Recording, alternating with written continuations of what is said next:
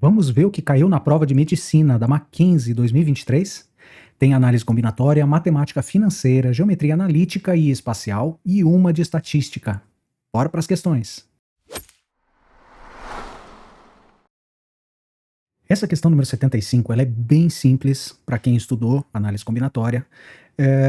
Desde que você não leia esse início aqui, quantidade de trios diferentes que podem ser feitos, ele tenta te mostrar uma maneira super complicada de fazer isso daqui. Gente, vamos ler só o que ele pergunta aqui, ó. Isso daqui é que é a pergunta dele e daí não vai confundir ninguém. Opa, desculpa interromper, mas deixa o like aí, ajuda muito a manter o canal produzindo. Valeu! Com base nessas informações que a gente não leu, pode-se concluir que dadas 8 pessoas, a quantidade de diferentes grupos formados por 4 indivíduos,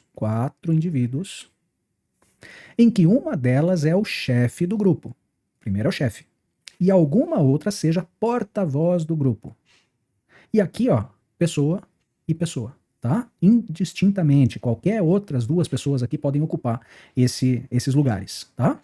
Então vamos pensar o seguinte, ó, como é que eu posso fazer para escolher um chefe, um porta-voz e duas outras pessoas em qualquer ordem?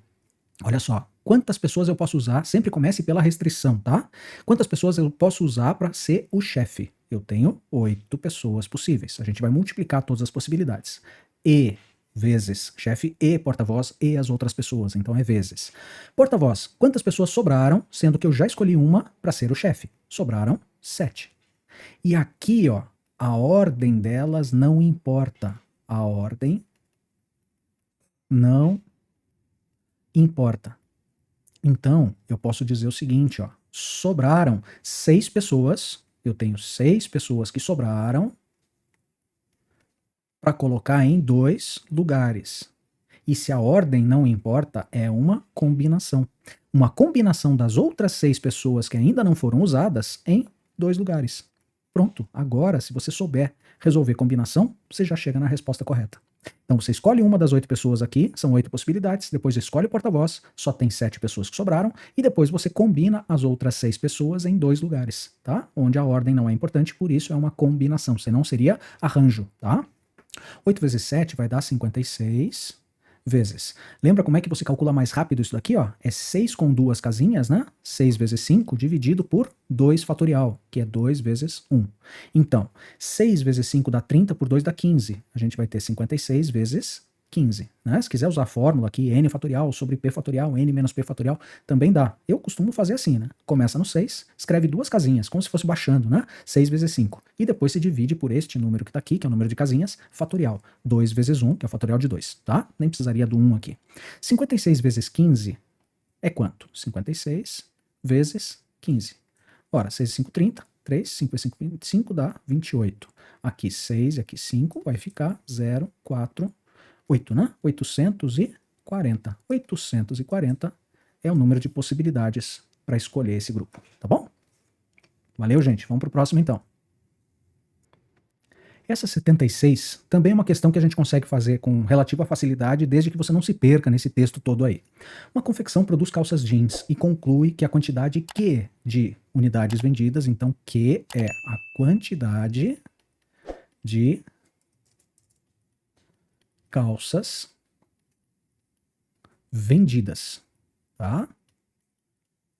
Quantidade de calças vendidas depende do preço P. P é o preço. Então a gente vai guardando isso aqui só para a gente não se perder depois. E a quantidade é dada por 200 menos P. Tá? Então se ele cobrar um preço maior, a quantidade vai ser menor vendida. Isso faz todo sentido, né? O custo de produção, que ele chamou de C, é o custo de produção. Então, o custo de produção, ele chamou de C, é dado por um valor fixo de 400, acrescido de R$25 por calça, por unidade produzida. Então ele já deu, inclusive, a fórmula aqui, né? 400, que é o valor fixo, mais 25 vezes a quantidade de calças que ele produziu. Então 25 para cada calça, mais 400, que deve ser luz, aluguel e outras coisas que ele tem de preço fixo, tá? Para calcular o valor A, arrecadado, A é o valor arrecadado, é a receita, é o dinheiro que entra para ele. Eu vou colocar aqui receita. Receita, então, é tudo que entra para ele nesse mês, tá? Arrecadado no mês com as vendas, multiplica-se o preço unitário P pela quantidade Q. Então, P vezes Q vai dar a receita que ele arrecadou. Realmente, né? Se ele vender, por exemplo, a R$ 10 cada calça e vendeu 200 calças, ele vai ter 2.200 vezes 10, né? 2.000 de receita, o que vai entrar de dinheiro para ele. E o lucro, L, então L é o lucro. O lucro que ele tem é dado pela diferença entre a arrecadação e o custo. Sim, né? Se você entrou para você, entrou esse valor e saiu este valor aqui, ó, que é o custo que você teve para produzir, o teu lucro é o que você tem de dinheiro menos o que você gastou, certo? É o que sobrou de dinheiro depois que você tirou. Do que entrou de dinheiro, depois que você tira aquilo que você gastou para produzir, tá bom? Agora olha só como ele diz aqui, ó. Em um mês foram vendidas 150 unidades. Então esta quantidade de calças vendidas vai ser 150. Ora, se ele disse quantas calças foram vendidas, que é 150, é só você calcular o preço, depois calcular o custo, calcular a receita e daí a gente calcula o lucro. Vamos com calma aqui, passo a passo a gente já vai chegar no valor desse lucro aqui, tá? Então, a quantidade, ele disse pra gente que era 200 menos P. Olha lá, quantidade é 200 menos P. A quantidade, esta quantidade aqui, ó, é que é 150, né? Eu quero calcular o preço. Então, esse 150 é igual a 200 menos o preço. Vamos ver quanto é que vale o preço? Se eu passar o menos P para cá, fica mais P. E esse 200 menos 150 que passa para o outro lado, vai ficar 50. Então o preço que ele decidiu cobrar aquele mês para as calças era de R$ 50, tá? Esse preço é 50. Agora, vamos pensar o seguinte, ó. Se ele vendeu 150 calças a um preço de 50 cada uma, eu não posso já achar a arrecadação dele ou a receita, quanto que entrou de dinheiro para ele?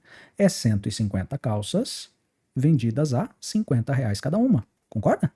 Ora, vamos fazer o seguinte, 150 vezes 5 vai dar 750, né? E 150 vezes 50, então, vai dar 7.500. Se quiser, arme a conta, vai dar 7.500 a arrecadação dele nesse mês, tá? Então é 150 vezes 50. 15 vezes 5, com 2 zeros no final. Bom, se a arrecadação dele é de 7.500, quanto é que foi o custo que ele teve para produzir? O custo, ele disse que era 400 mais 25 vezes a quantidade. 25 vezes, qual é a quantidade? 150. Então vamos lá, vamos fazer a conta. 400 mais. Aqui vai ficar 25 vezes 15 com 0 do lado, né? 25 vezes 10 é 250, 25 vezes 5 dá 125, então vai ficar 25 vezes 15 vai dar 37,5, 3.750, é isso, né? 3.750. Ora, 3.750 mais 400. Esse vai ser o custo que ele teve para produzir. Isso dá R$ 4.150. Ora, ele gastou R$ 4.150 e ele arrecadou 7.500. Portanto, o lucro dele é quanto entrou de dinheiro, 7.500, menos o que ele gastou para produzir, 4.150. Concorda então que esse lucro vai ser de 3.500 menos 150 dá 350. R$ 3.350 é justamente o lucro que ele vai ter naquele mês, onde o preço é 50, ele vendeu 150 calças e assim por diante, tá bom? Joia, isso aí é só a gente ir pensando passo a passo, né? O que não pode é se perder na quantidade de informações ou de repente se assustar com essas fórmulas aqui, porque as fórmulas estão aí para ajudar e não para atrapalhar, tá bom? Vamos para o próximo então. Esse 77 é um exercício que pode ser resolvido por geometria plana ou por geometria analítica, mas que fica muito mais simples por analítica, como ele sugere, inclusive, no enunciado. Vamos dar uma olhada? A figura a seguir ilustra uma parede retangular de 6 metros de largura e 3 de altura. Então já vou marcar que aqui ó, tem 6 metros e aqui tem 3, tá? De altura e de largura. Um cabo de energia elétrica retilíneo liga as duas tomadas localizadas no ponto A e o ponto B. Então, esses pontos A e B que ele deu aqui. Estando A sobre a borda esquerda, a 50 centímetros da borda superior, ou seja, aqui tem 0,5, esta distância aqui, ó. Essa distância é 0,5, tá? E o ponto B está na base da parede a 50 centímetros, esta base aqui, ó, Então, esta medida é de 0,5 metros também. 50 centímetros, meio metro, tá bom? Deseja-se passar um outro cabo retilíneo, reto, que ligue o ponto C na quina da parede, que está o ponto C aqui, a um ponto D, na mesma borda que contém o ponto A. Então, ele vai ligar nessa borda, nessa parede da esquerda aqui. Sendo esse um cabo de internet, é fundamental, eu nunca soube disso, mas deve ser, é fundamental que passe pelo cabo AB perpendicularmente. O que ele quis dizer aqui é o seguinte, que a gente vai traçar uma reta que passa por esse ponto C e tem que cruzar essa reta AB na perpendicular. Tem que cruzar essa reta AB fazendo 90 graus com a reta AB, tá? Então, cruzar o cabo AB perpendicularmente, certo? É isso que ele quis dizer aqui. Bom, esse ponto D, então, já vamos marcar aqui também, o ponto D tem que estar na parede da esquerda, né? O ponto D tem que estar aqui. Uma das formas de se determinar a posição do ponto D é imaginar eixos cartesianos, OX e OY. Então vamos traçar esses eixos aqui, ó. Opa, reto, né? Traçar esse eixo X aqui e Y aqui. Aqui é o eixo Y. Colocados respectivamente sobre as bordas inferior, que foi o que eu fiz, e esquerda, e tratar os cabos como segmentos de retas perpendiculares. É verdade, se eu tiver a equação da reta que passa por C e D, e a equação da reta que passa por A e B, essas duas retas vão ter que ser perpendiculares. A gente vai lembrar a condição de perpendicularidade de retas. A distância do ponto D até a base inferior da parede é igual a quanto? Esta distância aqui que ele quer descobrir, tá? Então, de D até esta parte de baixo aqui desta parede, tá bom? Bom, agora vamos pensar o seguinte então, gente. Se eu estou tratando esse problema e eu quero tentar resolver esse problema como um problema de geometria analítica, eu vou ter que tentar determinar coordenadas para esses pontos, tá? Então vamos pensar um pouquinho nas coordenadas desses pontos A, B, C e D. O que eu já conheço de cada um deles? O ponto A. O ponto A é um ponto que ele não vai nem para a direita nem para a esquerda. Portanto, o x dele vale 0, porque ele está no eixo y, né? X dele vale 0. E o y dele eu já tenho também, porque esta altura total, tudo isso aqui, ó, tudo isso aqui é 3, concorda? Ó, 3, aqui de baixo até em cima é 3, de baixo até em cima aqui também vai ser 3. Se eu voltar meio, você concorda que esta altura aqui, ó, do A até o chão, esta altura daqui para baixo vai ser 3 menos meio? Vai ser 2,5, tá? Aqui eu vou colocar ponto e vírgula, só para a gente não ficar confundindo com essa vírgula do 2 aqui. Então, as coordenadas do ponto A eu já tenho. As coordenadas do ponto B eu também já tenho. Olha só, o x dele é meio, porque esse aqui é o ponto 0 e 0, certo? Eu fui meio para a direita, portanto o x dele é meio, e o y dele não está nem para cima nem para baixo, então o y dele vale 0, certo? Ele está no eixo x.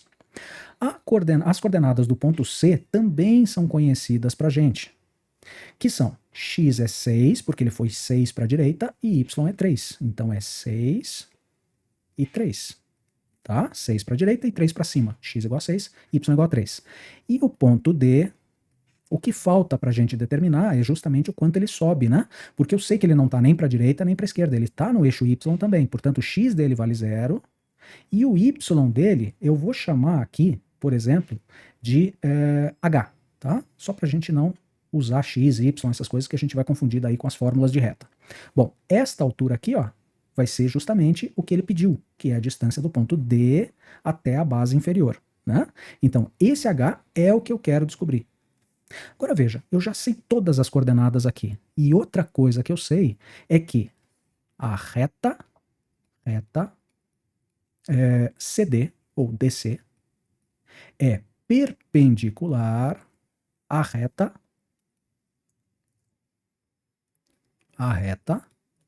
AB. AB tá aqui, ó. CD tá aqui. Elas não formam 90 graus uma com a outra? Bom, quando você pega o coeficiente angular de uma reta, vamos lembrar aqui de uma equação de reta, y igual a m vezes x mais n. Tá? Isso aqui é uma equação de reta na forma reduzida. Este daqui é o coeficiente angular da reta. Tá? O coeficiente angular de duas retas que sejam perpendiculares, o m da primeira reta multiplicado pelo m da segunda reta tem que dar menos 1. Isso aqui é a condição para que duas retas sejam perpendiculares. Lembre disso, por favor. Quando duas retas são paralelas, o m de um é igual ao m da outra. Então, se o coeficiente angular de uma for igual ao coeficiente angular da outra, as duas são paralelas. E se, quando você multiplicar o coeficiente angular de uma pelo coeficiente angular da outra, der menos 1, é porque as duas retas são perpendiculares. Eu vou usar justamente esta condição. M1 vezes M2 tem que dar menos 1. Por quê? Porque as retas são perpendiculares, tá? Duas retas são perpendiculares quando os seus coeficientes angulares multiplicados dão menos 1. Mas como é que eu acho o coeficiente angular, o m, da reta DC? Ora, o coeficiente angular de uma reta que passa por dois pontos que são conhecidos vai ser a diferença dos valores de y do ponto aí eu tenho que usar sempre na mesma ordem, tá? YD menos YC, quer dizer, a diferença dos y's dividido pela diferença dos x. Então, y de um menos o y do outro sobre x de um menos o x do outro. Y menos y, x menos x. Esse é o coeficiente angular da reta DC, tá? Vamos ver quanto é que vai dar isso aqui? O y do ponto D é h, menos o y do ponto C é 3, certo? Dividido por x do ponto D, que é 0, menos o x do ponto C, que é 6. Então, o m, o coeficiente angular da reta DC, desta reta aqui, o m da reta DC, o coeficiente angular dessa reta, vai ser h menos 3 sobre menos 6. Eu vou deixar assim por enquanto, porque não é uma resposta final, tá? A gente vai ainda mexer com isso. O m da reta, que tem que ser perpendicular a ela, que é a reta AB, vai ser, o m da reta AB vai ser o y do ponto A menos o y do ponto B, então a diferença dos y dividido pela diferença dos x. Então, x de A menos x de B. Vamos lá. Y do ponto A, 2,5. Menos y do ponto B é 0, dividido por x do ponto A, que é 0, x do ponto B, que é 0,5. Então, a gente vai ter aqui, ó, 2,5 menos 0 é 2,5, dividido por 0 menos 0,5 dá menos 0,5. Esse dá para simplificar, né? Porque esse dividido por esse dá 5. Então é 5 dividido por menos 1, que é menos 5, tá? Vou deixar assim. E aí o m da reta AB vai ser menos 5. Sim, é uma reta bem decrescente, né? Decrescente e bem inclinada. Então menos 5 faz sentido. Agora, para que as duas sejam perpendiculares, o m da reta DC multiplicado pelo m da reta AB tem que ser menos 1, porque as duas retas são perpendiculares. É a condição para que duas retas sejam perpendiculares, tá? Então, a gente vai multiplicar um pelo outro e vai achar o valor de h. Esse é o nosso trabalho agora. M da reta DC é h menos 3, dividido por menos 6, multiplicado por m da reta B, que é menos 5. Tem que dar menos 1. Agora vamos tomar cuidado com as contas para não errar aqui. H menos 3, H menos 3. Dividido por menos 6, eu posso passar esse menos 5 dividindo, vai ficar menos 1 sobre menos 5. Esse menos com menos já vai ficar mais, né? Então H menos 3, dividido por menos 6, vai ficar 1 quinto. Vamos passar multiplicando então, vai ficar 5 vezes H, ó, 5 vezes tudo isso, 5 vezes H, 5 vezes menos 3, dá menos 15, que é igual a 6, menos 6 vezes 1 dá menos 6. Então 5H vai ser igual a mais 15 que passou para lá, porque era menos 15, 15 menos 6 dá 9. E, portanto, H vai ser igual a 9 dividido por 5, que dá 1,8. 1,8 é justamente esta altura aqui, ó. 1,8 é a altura do ponto D, que é justamente o y do ponto D, que foi o que ele pediu, a distância do ponto D até a parte de baixo da parede, tá? 1,8. Então, cuidado para não se perder, para enxergar exatamente que a gente tinha todas as coordenadas dos pontos A, B, C e D, né? Menos o H, que era justamente o que ele pediu. E a gente fez, então, coeficiente angular dessa reta, e aplicou a condição para que as duas retas fossem perpendiculares. Qual é? O coeficiente angular de uma reta vezes o coeficiente angular da outra tem que dar menos 1. Quando isso acontece, as duas retas são perpendiculares, tá bom? É um exercício que assusta muito, realmente é um dos mais difíceis dessa prova, mas é assim que a gente pode resolver ele, tá bom? Valeu, gente, vamos pro próximo então. Então, o penúltimo exercício de hoje diz o seguinte: a figura a seguir ilustra uma pirâmide de base pentagonal. Então tem um pentágono aqui na base, 1, 2, 3, 4, 5 lados, e duas dessas pirâmides idênticas foram coladas pelas bases, né, formando um novo sólido com 7 vértices e 10 faces. Sim, essas 10 faces são 5 faces de cima com 5 de baixo, essas duas do meio desaparecem porque elas ficaram coladas, né? E aí eles têm 10 vértices, são 5 vértices aqui no meio, ou 7 vértices, né? 5 vértices aqui no meio, um em cima, um embaixo. São 7 vértices no total, tá bom? Nas proximidades de cada um desses 7 vértices, desse e desse, são feitos cortes no sólido, produzindo 7 pequenas pirâmides que serão posteriormente removidas. Vamos enxergar mais ou menos o que ele está dizendo aqui, ó. Vamos ampliar bem essa figura e vamos enxergar que ele está dizendo para a gente que ele vai remover uma pirâmidezinha aqui, ó.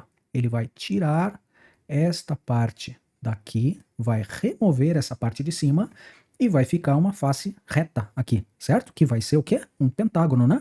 1, 2, 3, 4, 5 lados, tá bom? Mas ele não fez isso só com esse vértice, não. Ele falou que de cada um dos 7 vértices, ele removeu uma piramidezinha, restando as faces que ficarem depois que você fizer esses cortes. Então, só vamos enxergar, eu queria que você enxergasse que está faltando uma linha aqui na figura dele, tá? Que seria uma aresta que está escondida lá do lado de trás. Mas como ele representou essa que também está lá atrás, né, essa daqui, ó, é interessante a gente ter essa última aresta também representada, tá? Essas aqui também estão escondidas aqui, ó. Essa daqui e essa daqui. O resto é tudo visível pra gente, tá bom? Vamos pensar o que vai acontecer em cima, que é exatamente igual ao que vai acontecer aqui embaixo, concorda? Então, aqui quando eu cortar, eu vou ter também um pedacinho assim, que vai ser retirado.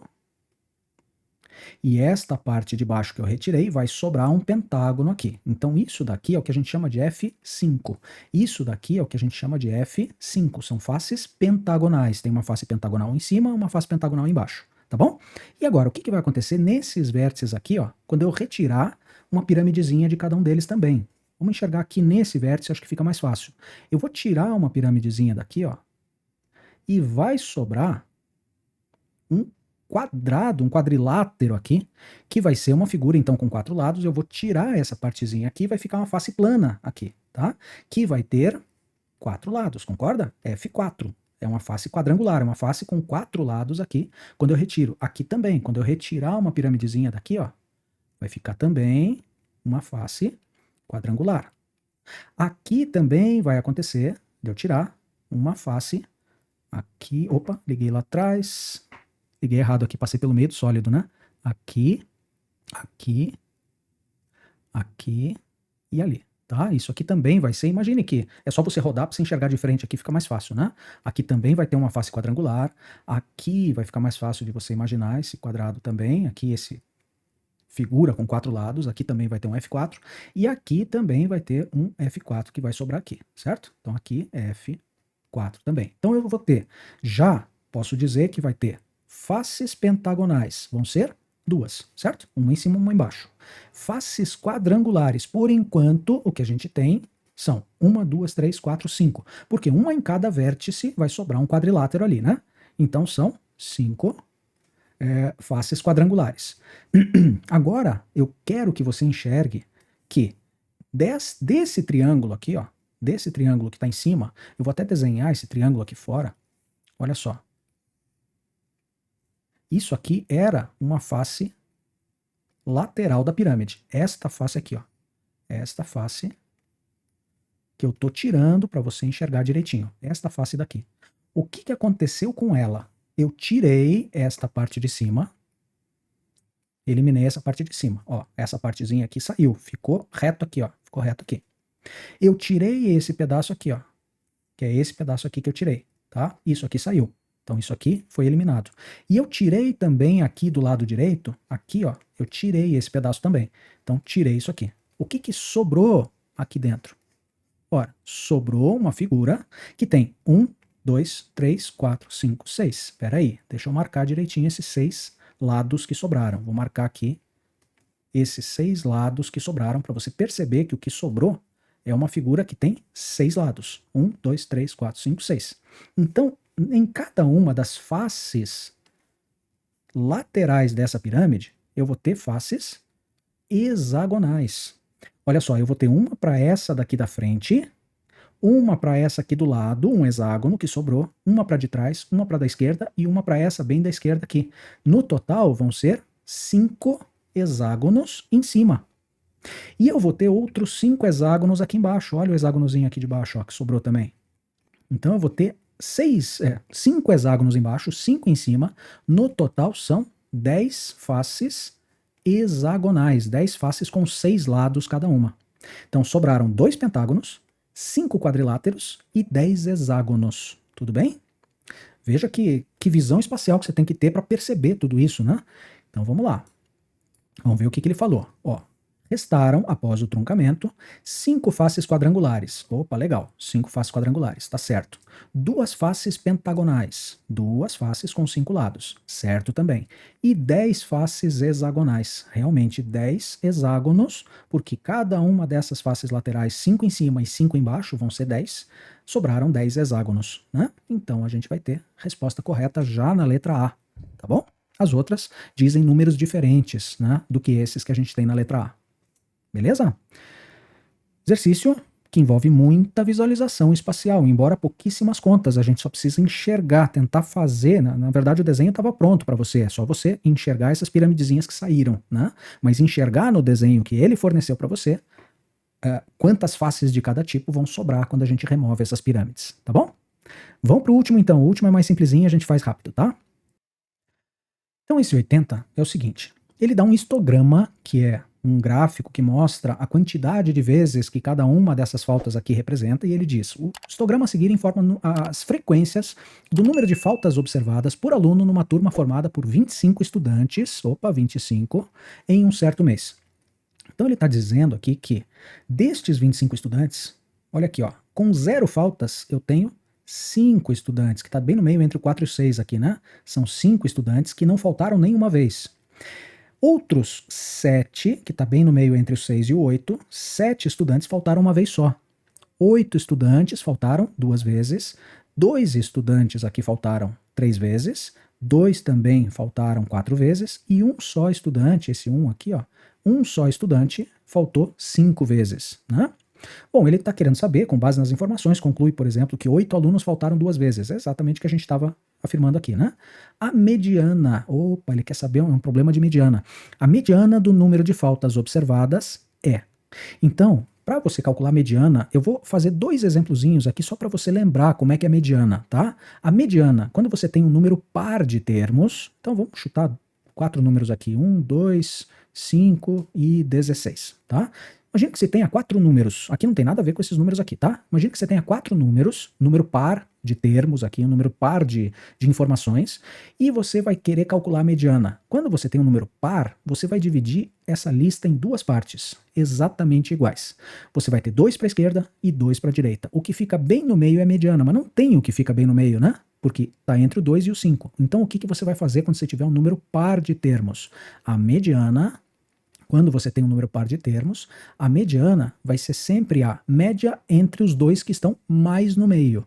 Então é 2 mais 5 dividido por 2. 7 por 2 vai dar 3,5. Nesse caso, se eu tivesse esses 4 números, a mediana desses números é 3,5. Por quê? Porque eu pego os mais de dentro, os mais próximos do centro e faço a média aritmética deles, tá? Agora imagina que você tem um termo a mais. 1, 2, 5, 16 e 35. Qual seria a mediana? Aqui, mediana é exatamente o termo que fica no meio, porque esse tem um termo no meio, né? Olha só, tem 2 para a esquerda, 2 para a direita, e esse é o que está no meio. Então a mediana, daí você não tem que calcular média aritmética nenhuma, tá? A mediana vai ser justamente o termo que está no meio, que é o 5. A mediana vale 5. Então, quando você tiver número ímpar de termos, você pega o que está bem no meio. Quando você tem número par, você vai fazer a média aritmética entre os 2 que vão estar mais próximos do meio. Divide a lista em 2 partes iguais, pega os 2 do meio e faz a média aritmética. Mediana é isso, tá? Agora, quando você tem um histograma como esse, só lembre o seguinte, esta barrinha aqui, ó, representa 5 alunos. 5 alunos faltaram 0 vezes. Esta barrinha representa 7 alunos. Esta barrinha representa 8 alunos, essa 2 alunos, essa 2 alunos e essa representa 1 aluno, que faltou 5 vezes. Então, a gente tem uma lista com 25 números, 25 estudantes, tá? E esses 25 estudantes, como é que a gente divide ele bem no meio? Não tem, né? Porque é ímpar.